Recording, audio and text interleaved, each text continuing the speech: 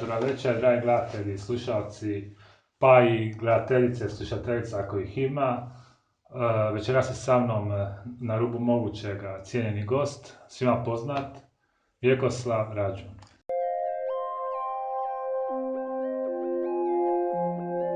Za one neupućene još, Vjekoslav Rađun je hrvatski pustolov, putopisac, esejist, novinar, majstor capoeire, majstor kung fua, majstor, ne znam, zidar, sve ste. Majstor za vodu, vodoinstalater, imam 2 godine medicine, pričam više jezika, pričam najmanje 20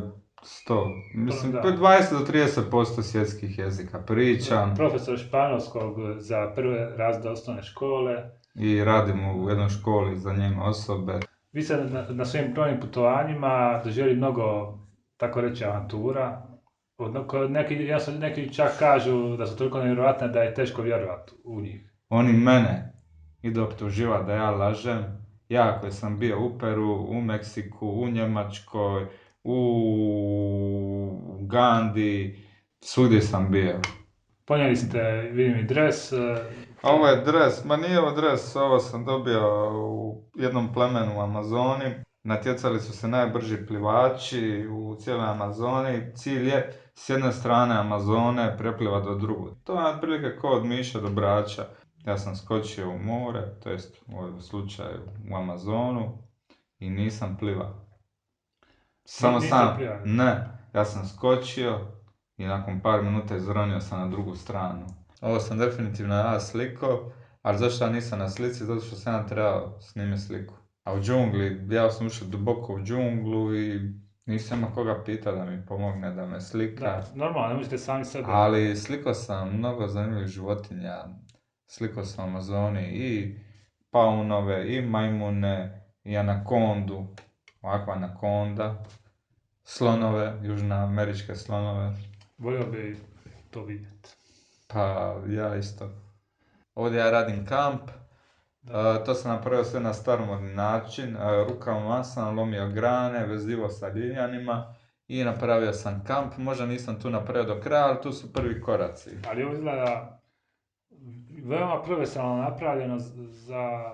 Ja bih volio od vas vidjeti kako ste to radili. To je nevjerojatno. Ovo meni izgleda kao da je 20 ljudi radilo. Znaš čemu je problem još? To bilja dugo traje. I dok ja zipam to, da, to je video. Dok prebacujete. Da, ali ja zipam i po danu i po noći, probudim se ujutro, nešto se dogodilo na kompjuteru, nije se odzipalo do kraja. Mogu zapaliti vatru bez šibica, bez upaljača, u srcu džungle, u srcu prašuma ja mogu zapaliti. I po najgoroj kiši i po najgoroj vlagi.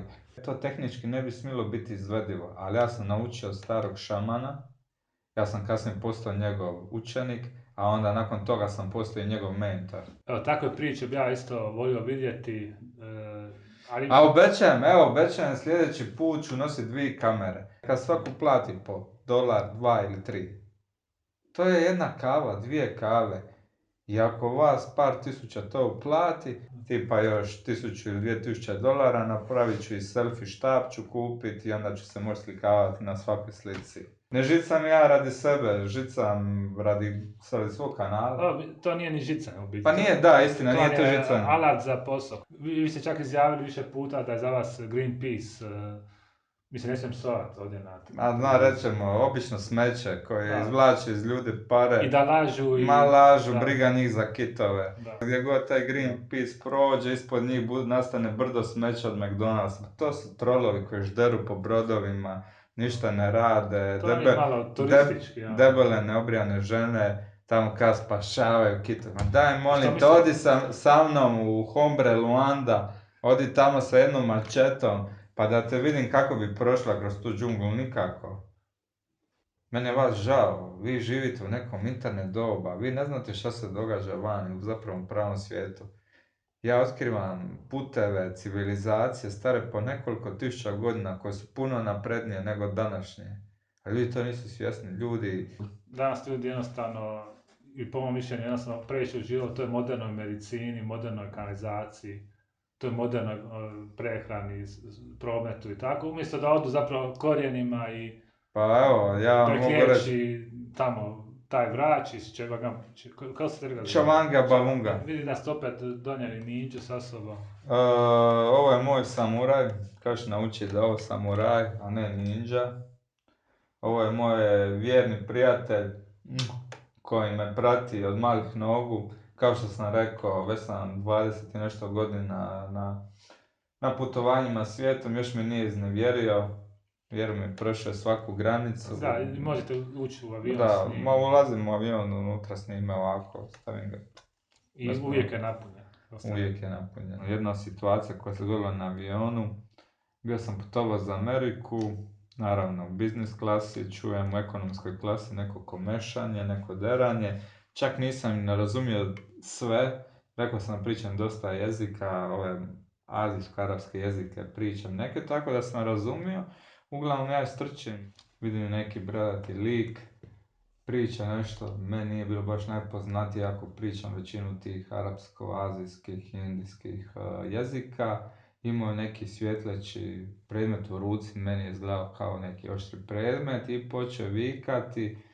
Ja sam se pobojao za sigurnost ostalih putnika, upozorio sam ga, stop!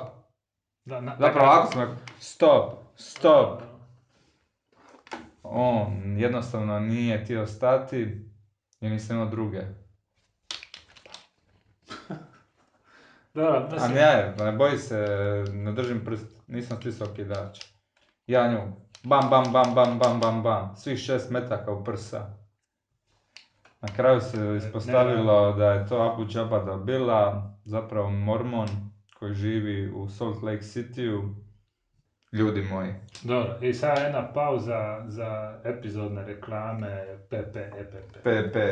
Vidimo se nazad u studio.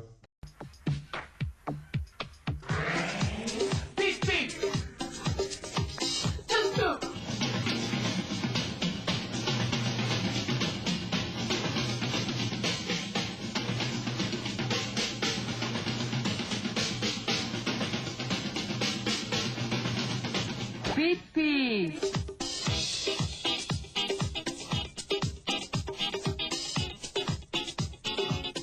Pipi!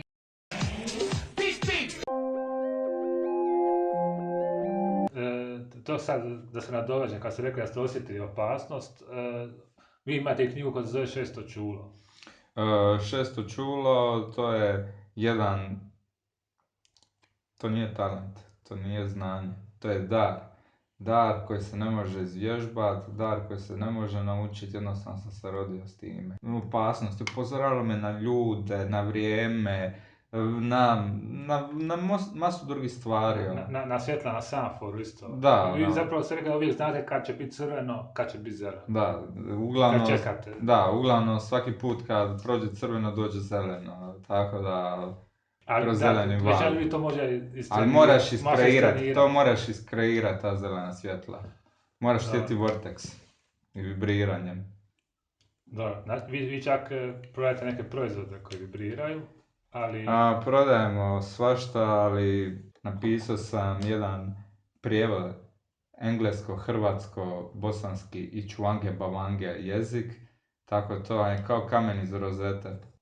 Mislim, ne znam to reći olako, ali zapravo vi tražite sada trenutačno Atlantidu, izgubljeni kontinent.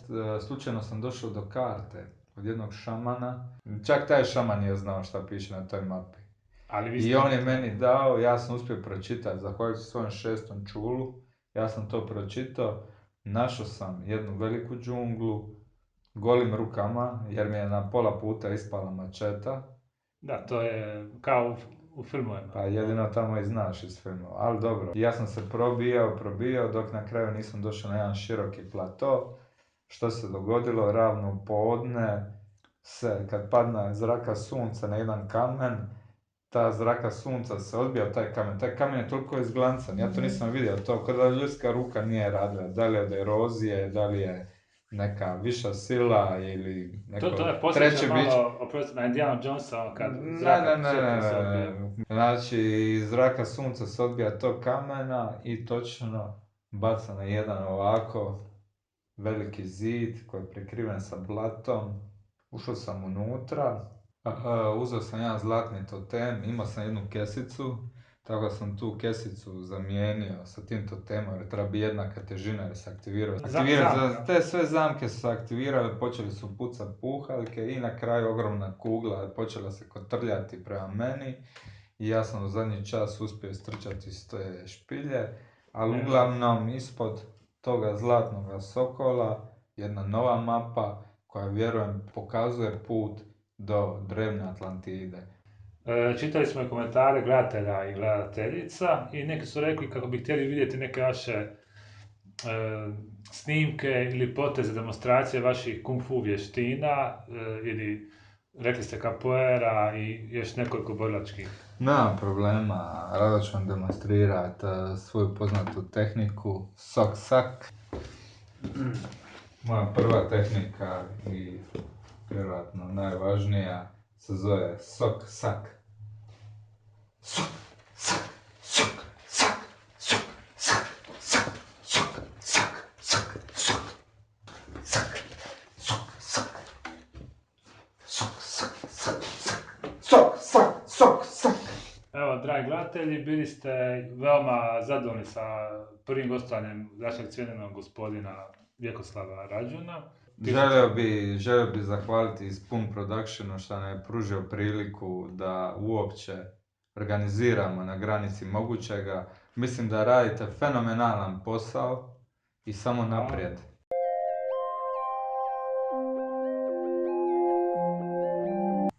Nisi rekao da ćeš platiti najmanje 10? Pa, to ćemo, bio sam vam platio kavu prije emisije. To se počasti. Ostatak para. Koji ostatak? To smo... Molim te, gdje su mi novci, nemoj me zavlačiti. Sam ti rekao da si mi dužan pare. Pa rekli smo da će kad bude imao... Ne, boli me Vijeko, ne. Sok, sak, sok, sak.